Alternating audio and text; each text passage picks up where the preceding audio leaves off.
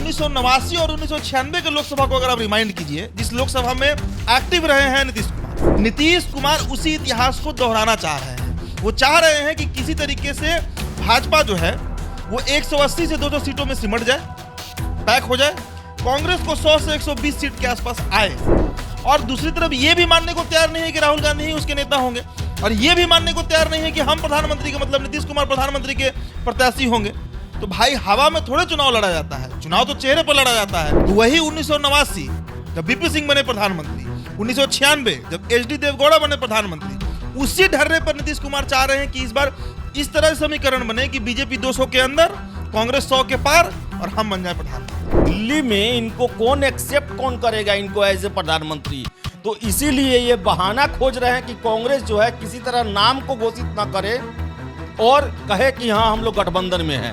तो इनको एक हो जाएगा कि हाँ नाम घोषित नहीं है तो मैं भी प्रधानमंत्री का उम्मीदवार हूँ। डट के कल स्टेज पर बोल दिए होते सलमान खुर्शीद के सामने कि आप जाकर राहुल गांधी से बोल दीजिए कि बिहार में नीतीश कुमार ने ये बात कहा है कि वही प्रधानमंत्री का प्रत्याशी होगा, अगर कांग्रेस साथ नहीं आई फिर भी हम लड़ने को तैयार हैं। तो ये आगे कुआं पीछे खाई वाली स्थिति बन गई है। आरजेडी के लिए, तेजस्वी यादव के लिए सिर्फ और सिर्फ पहले बिहार की गद्दी है, लेकिन नीतीश कुमार 17 साल से गद्दी पे काबिज हैं, मुख्यमंत्री पद में बने हुए हैं। तो इनके लिए तो अब दिल्ली ही स्ट्रेटेजी होगा। चौसा से ट्रेन जब निकलता है बक्सर के आगे, तो इसके आगे नीतीश कुमार का कोई नहीं सुनने वाला है। जो है सो बक्सर से भागलपुर जो बिहार का बॉर्डर है उतने दूर में इनका सुनता है, इसलिए इस सलमान खुर्शीद के मार्फत कहलवाना चाहे। यही कारण है कि नीतीश कुमार न राहुल गांधी को प्रधानमंत्री बनने के लिए बोल रहे हैं, उम्मीदवार के लिए बोल रहे हैं, और न ही खुद ये कह रहे हैं कि मुझे प्रधानमंत्री बनना है, क्योंकि ये बोलेंगे तो कांग्रेस सीधे इसको रफा दफा कर देगी। फिर दिल्ली जाएंगे किसके पास, किस मुंह से दिल्ली जाएंगे कि मुझे प्रधानमंत्री का चुनाव लड़ना है। क्या बिहार में 16 सीट के बदौलत ही जाएंगे, क्योंकि 16 सीट ही इनको मिलेगा। बिहार के मुख्यमंत्री नीतीश कुमार अब 2024 की तैयारी में तमाम विपक्षी पार्टियों को एकजुट करने में जुटे हैं। कल बापू सभागार में सीपीआईएम के द्वारा एक सम्मेलन बुलाया गया, जिसमें बिहार के उप मुख्यमंत्री सहित महागठबंधन के कई वरिष्ठ चेहरे जो है वो नजर आए। खुद बिहार के मुख्यमंत्री नीतीश कुमार नजर आए और उनकी नज़र साल 2024 पे है।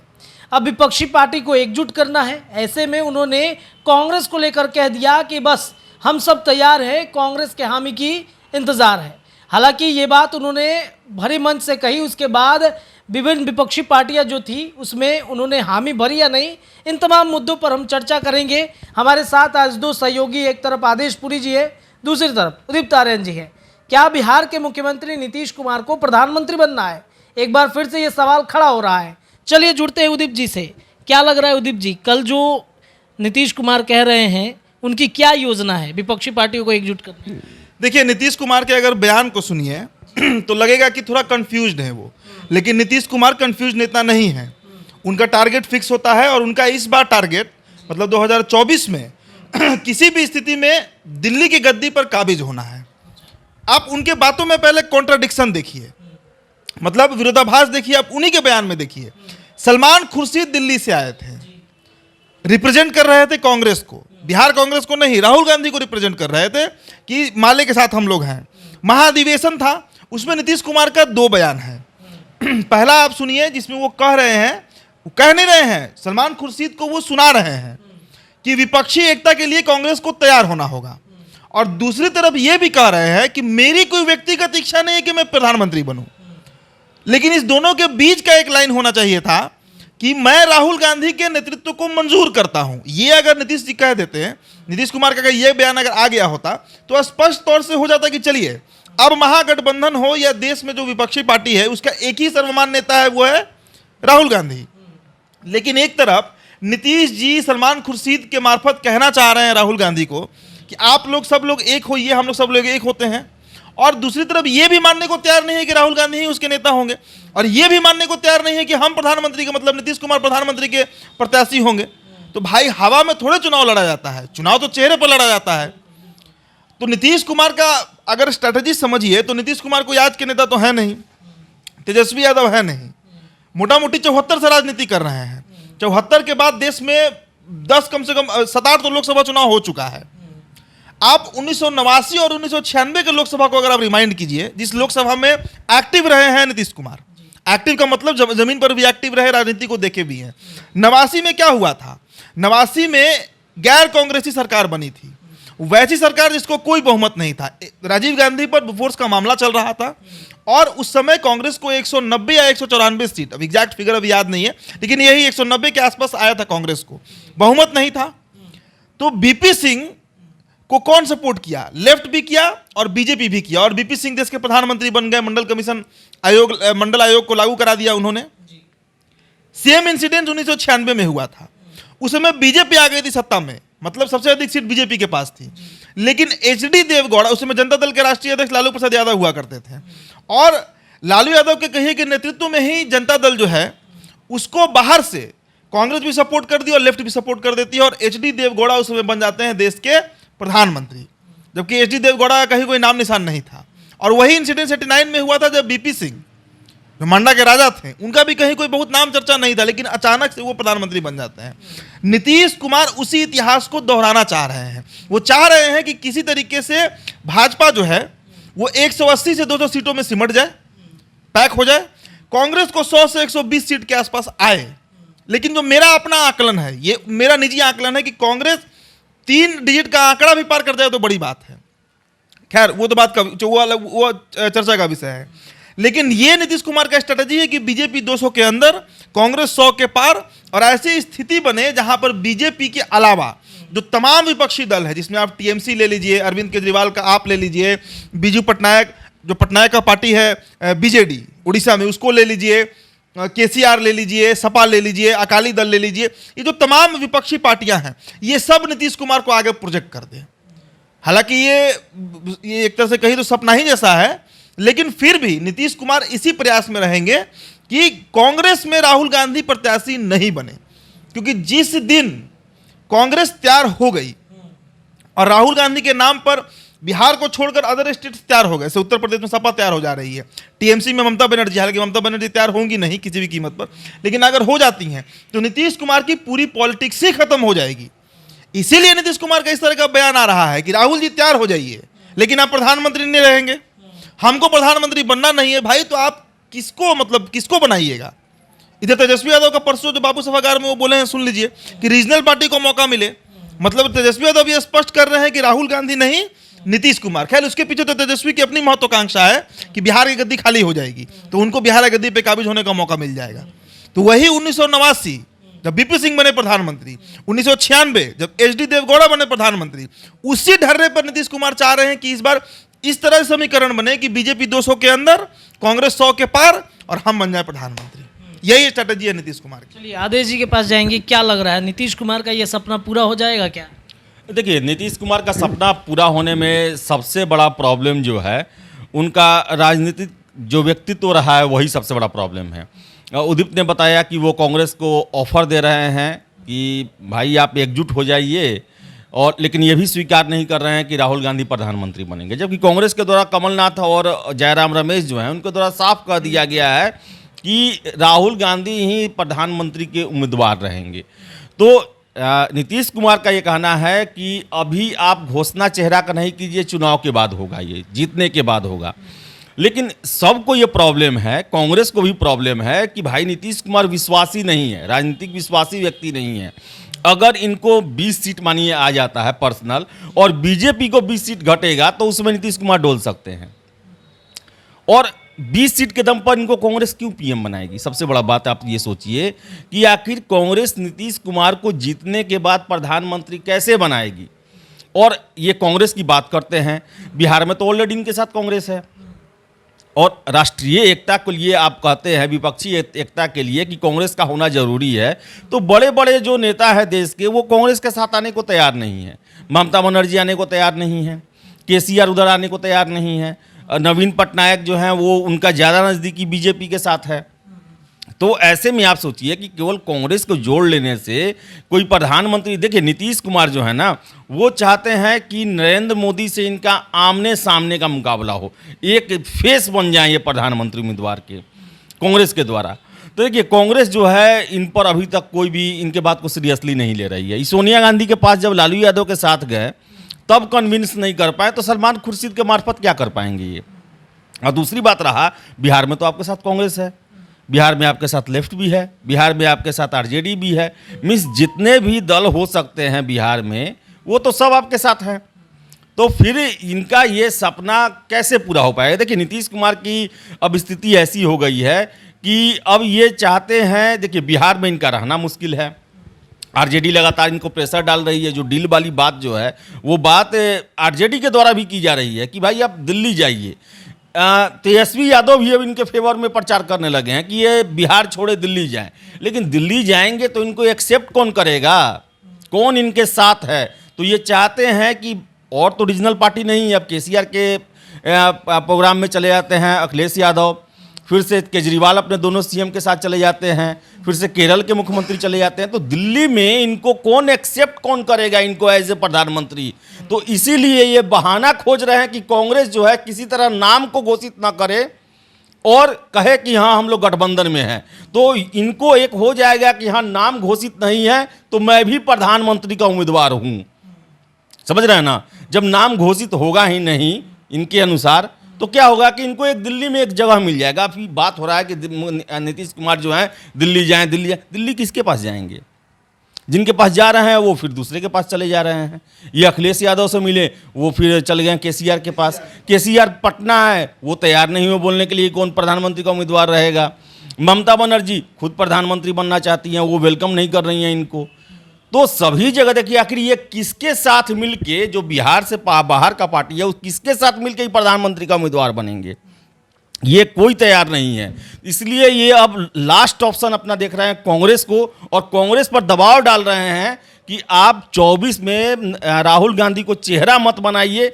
इनसे क्या होगा कि बिहार में ये लोग चुनाव प्रचार में क्या कहेगा कि नीतीश कुमार प्रधानमंत्री बनने वाले हैं, कांग्रेस इनको प्रधानमंत्री बनाएगी। यही इसमें मेन कहानी है। इनको कोई एक्सेप्ट नहीं कर रहा है, ये मिन्नत कर रहे हैं कांग्रेस के पास। सोनिया गांधी से मिले, राहुल गांधी से मिले, कोई उधर से नहीं मिला। देखिए ना, आप जब सोनिया गांधी से मिल के आए तभी से इनका बयान ये आने लगा कि मेरी प्रधानमंत्री बनने में कोई इच्छा नहीं है, लेकिन मैं बदलाव चाहता हूँ।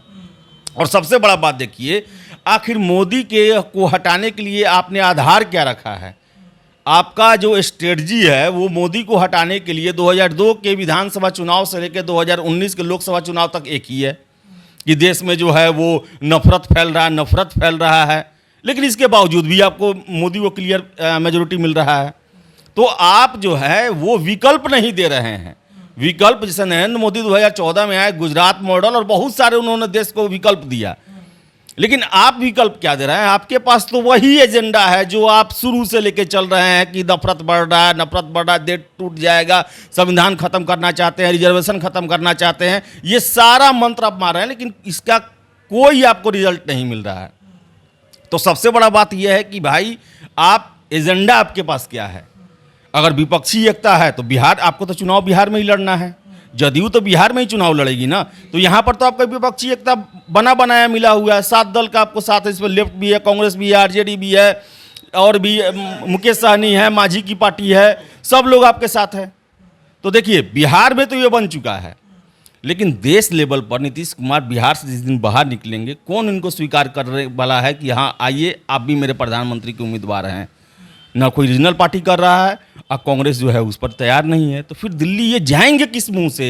यही सबसे बड़ा प्रश्न इनके सामने। इसीलिए एक लाइन ऐड कर देता हूं, मुझे लग रहा है कि इसीलिए नीतीश कुमार अब सीधा सीधी फ्रंट की लड़ाई होती है, फेस टू फेस की लड़ाई होती है, वो अब नरेंद्र मोदी से नहीं कर रहे हैं। गुरिल्ला वॉरफेयर जो होता है ना, उस तरीके से लड़ना चाह रहे हैं। ये भी कह रहे हैं कि बदलाव जरूरी है, लेकिन ये भी नहीं कह रहे हैं कि मैं प्रधानमंत्री। अगर डट के कल स्टेज पर बोल दिए होते सलमान खुर्शीद के सामने कि आप जाकर राहुल गांधी से बोल दीजिए कि बिहार में नीतीश कुमार ने ये बात कहा है कि वही प्रधानमंत्री का प्रत्याशी होगा, अगर कांग्रेस साथ नहीं आई फिर भी हम लड़ने को तैयार हैं, तब ना हम मानते कि ये फेस टू फेस लड़ाई कर रहे हैं।